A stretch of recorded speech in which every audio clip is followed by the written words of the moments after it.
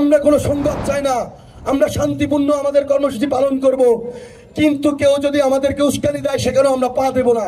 যদি একেবারে আমাদের দেয়ালে পিঠ থেকে যায়, যদি একেবারে আমাদেরকে বাধ্য করে আমাদের জীবন রক্ষার স্বার্থে, সেক্ষেত্রে ছাত্রলীগের একটা ছেলে মেয়েও ভয় পাবেন না। শুধু বারবার মিডিয়ায় বলছে ছাত্রলীগ হামলা করেছে, কিন্তু ছাত্রলীগের উপরে কারা হামলা করেছে সেটিও প্রকাশ করতে হবে আপনাদেরকে। আমরা শিক্ষার্থীদের দাবির পক্ষে বলেছি, আমরা বলেছি ঢাকা বিশ্ববিদ্যালয়ের এই রাজু ভাস্কর্যের পাদদেশে ছাত্রলীগ সমাবেশ করে বলেছি আমরা কোটা পতার একটি যৌক্তিক সমাধান চাই।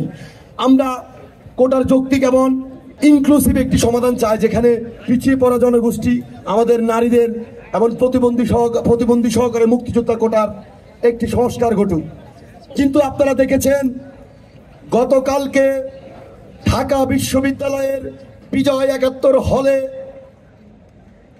সাধারণ শিক্ষার্থীর আবেগকে ব্যবহার করে ছাত্রদল এবং শিবিরের চিহ্নিত ক্যাডাররা ৭১ হলে প্রবেশ করে আমাদের শিক্ষার্থীদের উপর অমানবিকভাবে হামলা শুরু করে, একই সাথে আমাদের ছাত্রলীগের নেতাকর্মীদের উপর হামলা শুরু করে। এরপরে ধীরে ধীরে সূর্য সেন হল, বঙ্গবন্ধু হল, সকল হলে তারা এই ধরনের ন্যাক্কারজনক হামলা শুরু করে। পরবর্তীতে ঢাকা বিশ্ববিদ্যালয়ের শিক্ষার্থীরা এবং ছাত্রলীগের নেতাকর্মীরা যৌথভাবে প্রতিরোধ গড়ে তোলে। সংগ্রামী সাথী ভাই বন্ধুগণ, আমরা স্পষ্ট বলতে চাই, আমরা কোনো সংঘাত চাইনি, ছাত্রলীগ কোনো সংঘাত চায় না, বরং আমরা শিক্ষার্থীদের পক্ষে সবসময় অবস্থান নিয়েছি।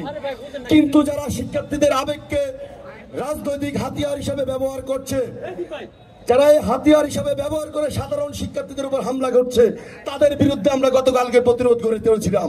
আমরা ছাত্রলীগ শুরু থেকে আমরা বলেছি আমরা শিক্ষার্থীদের দাবির পক্ষে, কিন্তু শিক্ষার্থীদের আবেগকে ব্যবহার করে সরাসরি এখন সেই আন্দোলনের নেতৃত্ব নিয়ে নিয়েছে ছাত্রদল শিবির। তারা আজকে ঘোষণা দিয়ে দিয়েছে স্পষ্টভাবে, এতদিন ঘোষণা না দিয়ে তারা আন্দোলন করেছে, আজকে ঘোষণা দিয়ে তারা বলেছে আজকে থেকে তারা পুরোদমে মাঠে থাকবে। সংগ্রামী সাথী ভাই বন্ধুগণ, আমাদের ছাত্রলীগের ভাই বোনদের উদ্দেশ্যে আমাদের স্পষ্ট মেসেজ, আমরা কোনো সংঘাত চাই না, আমরা শান্তিপূর্ণ আমাদের কর্মসূচি পালন করব। কিন্তু কেউ যদি আমাদেরকে উস্কানি দেয় সেখানেও আমরা পা দেব না। যদি একেবারে আমাদের দেয়ালে পিঠ থেকে যায়, যদি একেবারে আমাদেরকে বাধ্য করে আমাদের জীবন রক্ষার স্বার্থে, সেক্ষেত্রে ছাত্রলীগের একটা ছেলে মেয়েও ভয় পাবেন না। মনে রাখতে হবে আমরা জাতির পিতা বঙ্গবন্ধু শেখ মুজিবুর রহমানের আদর্শে বিশ্বাস করে ছাত্রলীগ করতে এসেছি। মনে রাখতে হবে জাতির পিতা জীবনের যদি তোয়াক্কা করতেন, আজকে বাংলাদেশ পেতেন না। যে বাংলাদেশে দাবি আদায়ের লক্ষ্যে আপনারা কাজ করছেন, আন্দোলন সংগ্রাম করছেন, সে বাংলাদেশ আপনারা পেতেন না। সংগ্রামী সাথী ভাই বন্ধুগণ, আমি বিশ্বাস করি ছাত্রলীগের প্রত্যেকটা নেতাকর্মী তার নিজের জীবনের চেয়ে দেশকে বেশি ভালোবাসে, নিজের জীবনের চেয়ে আমাদের মাননীয় প্রধানমন্ত্রী দেশ ডক্টর শেখ হাসিনাকে ভালোবাসে। আমরা আবারও বলছি আমরা কোনো সংঘাত চাই না, আমরা শান্তিপূর্ণ আমাদের সমাবেশ করতে চাই। আমরা শান্তিপূর্ণ সমাবেশে কাউকে উস্কানি দেব না, কেউ আমাদেরকে উস্কানি দিলেও আমরা সে উস্কানিতে কান দেব না। কিন্তু যদি আমাদের দেয়ালে পিঠ থেকে যায়, যদি আমাদের জীবনের ঝুঁকি চলে আসে, তখন ছাত্রলীগের নেতাকর্মীরা জানে কিভাবে এই সব অশুভ শক্তিকে প্রতিরোধ করতে হয়।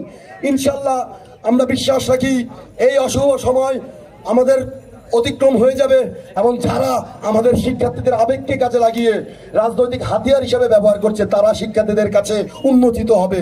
ইতিমধ্যেই বিএনপির ছাত্র সংগঠন, ছাত্রদল এবং জামায়াতে ইসলামের ছাত্র সংগঠন, ছাত্র শিবিরের প্রেস ব্রিফিং এর মাধ্যমে আমাদের শিক্ষার্থীরা অনেকেই বুঝে গেছে যে এখানে অশুভ শক্তি কারা কারা ঢুকে গেছে। শিক্ষার্থীরা, সারা বাংলাদেশের শিক্ষার্থীরা দেখছে আজকে ছাত্রদলের ক্যাডাররা অস্ত্র শস্ত্র নিয়ে শহীদ মিনারে গিয়েছে, বিভিন্ন জায়গায় যাচ্ছে। এরা কারা? আজকে আমাদের গণমাধ্যমের ভাইরা এখানে উপস্থিত রয়েছেন, আপনারাও দেখেছেন। শুধু বারবার মিডিয়ায় বলছে ছাত্রলীগ হামলা করেছে, কিন্তু ছাত্রলীগের উপরে কারা হামলা করেছে সেটিও প্রকাশ করতে হবে আপনাদেরকে। আগে তো ছাত্রলীগের উপরে হামলা হয়েছে, তারপর আমরা প্রতিরোধ গড়ে তুলেছি। আমরা শুরু থেকেই কোনো ধরনের আন্দোলনের সহিংসতার চেষ্টা করিনি, বাধা প্রয়োগ করার চেষ্টা করিনি।